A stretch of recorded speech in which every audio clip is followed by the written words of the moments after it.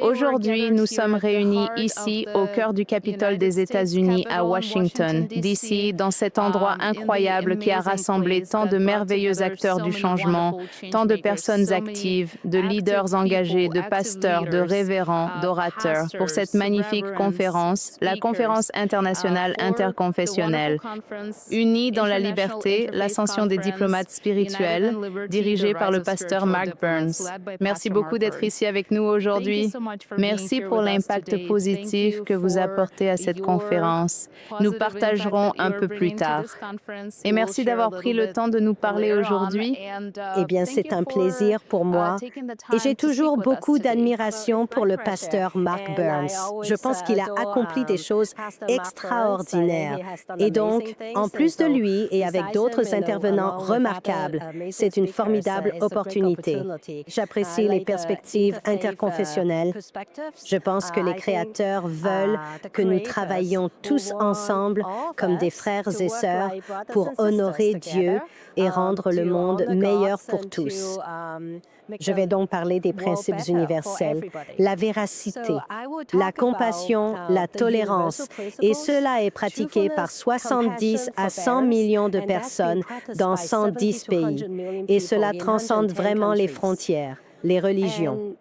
Vous savez, la compassion, peut-être que dans certaines religions, elle est décrite comme l'amour et dans une autre, elle peut être appelée compassion, mais ce sont des vérités de principe universels. Je pense que cela concerne toutes les religions et je crois que pour réussir, la tolérance, la persévérance sont vraiment nécessaires. Merci beaucoup.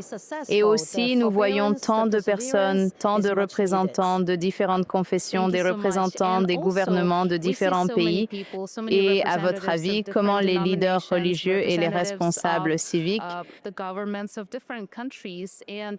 peuvent-ils aider à traduire le message en action? Comment pouvons-nous aller plus loin dans ce dialogue et apporter un impact positif à notre société et au monde en général? Oui, tout d'abord, nous devons nous assurer qu'il existe une liberté fondamentale. Il n'y a pas de liberté religieuse sans liberté d'information. Donc, les dirigeants gouvernementaux devraient veiller à ce qu'il n'y ait pas de censure, que ce soit par les grandes entreprises technologiques ou par les gouvernements, et la libre circulation de l'information est essentielle. Bien sûr, la liberté de la presse aidera les gens à savoir ce qui se passe. Et fondamentalement, les dirigeants civils et les dirigeants gouvernementaux ont un objectif commun, servir le peuple. Et pour servir le peuple, puisque nous croyons que nous avons été créés par le Créateur, ils devraient avoir le droit fondamental de choisir leur foi. Et cela devrait être protégé. Et pour les dirigeants, ils ne devraient pas seulement se préoccuper de leur propre pays, où ils peuvent jouir de toutes les libertés. Le monde est tellement interconnecté, nous devrions tous nous exprimer pour garantir à chacun la possibilité de se reconnecter avec la divinité, d'avoir la chance de choisir. Donc, lorsque vous voyez la persécution du Falun Gong en Chine, ne pensez pas que c'est loin de vous. Parce que dans les régimes totalitaires, les gens, il leur sera difficile, seuls, d'instaurer des changements. Mais si tous les dirigeants du monde, qu'ils soient gouvernementaux ou issus de la société civile, prennent la parole, alors ils deviennent comme des frères et sœurs, et cela pourrait accélérer le changement très rapidement. Merci beaucoup. C'est incroyable. Et aussi, je sais que ton expérience personnelle et professionnelle est vaste et que tu as traversé beaucoup de situations très sérieuses dans ta vie, mais tu as réussi à ne pas abandonner et à continuer d'avancer.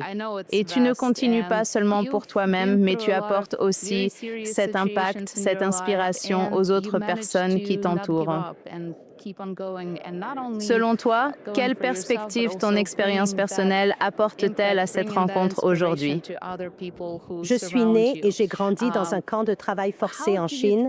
J'ai été un enfant soumis au travail forcé. Et je n'avais aucune idée de ce à quoi ressemblait le monde extérieur. La première fois que j'ai vu la télévision, c'était lors des funérailles de Mao Zedong. Et la deuxième fois, c'était pour Zhou Enlai. Et je pensais que la télévision, c'était les funérailles. Tout le monde devait porter du noir, debout devant les télévisions.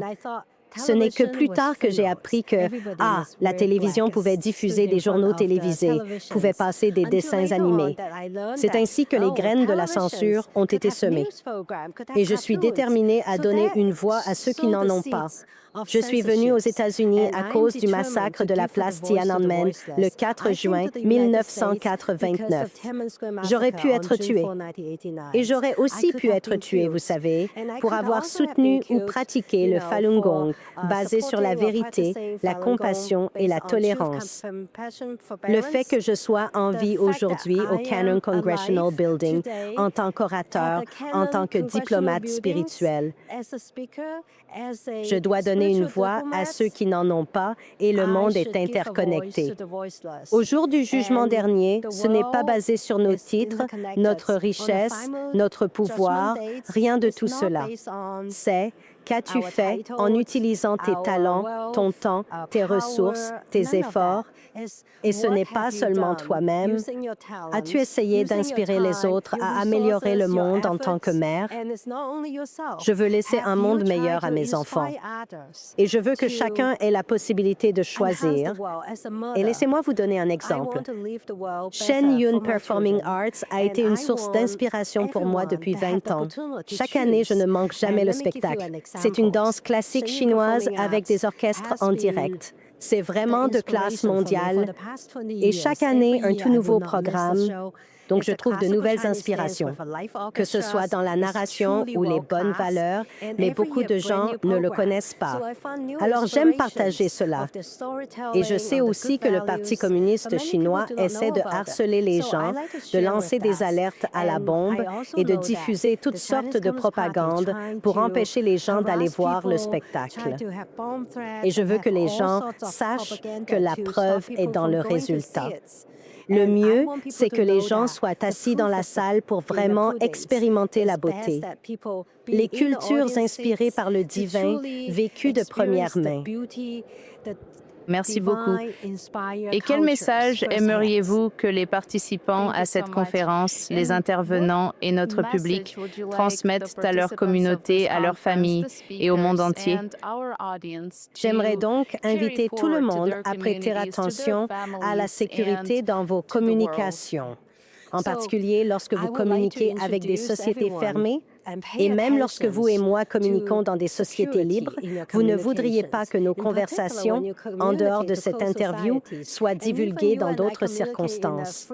Vous savez, vous voulez que cela reste privé. Et il existe un nouvel outil appelé SafeMeet. S-A-F-E-M-E-E-T. SafeMeet est une technologie révolutionnaire qui combine la vidéoconférence, le chat, le partage de fichiers et les appels. Tout est intégré dans une seule application et elle ne nécessite pas de numéro de téléphone. Cela signifie que votre position ne sera pas suivie. Il n'existe aucune porte dérobée permettant de pirater les systèmes des opérateurs de téléphonie mobile. Et la façon dont il est conçu fait que seul l'utilisateur a accès au contenu, personne d'autre, ni l'entreprise Safe, ni par assignation, ni par qui que ce soit d'autre. Nous avons besoin de cette communication sécurisée. C'est un outil gratuit et accessible à tous. Je dirais téléchargez-le depuis le site savemeet.us ou rendez-vous sur l'Apple Store, le Google Store. Vous pouvez le télécharger et commencer à l'utiliser.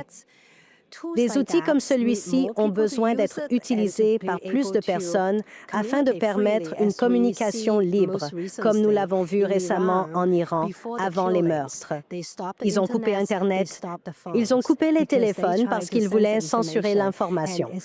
Et il vaut mieux que vous ayez des outils de communication alternatifs en cas de catastrophe naturelle ou d'autres événements, car SafeMeet possède son propre écosystème.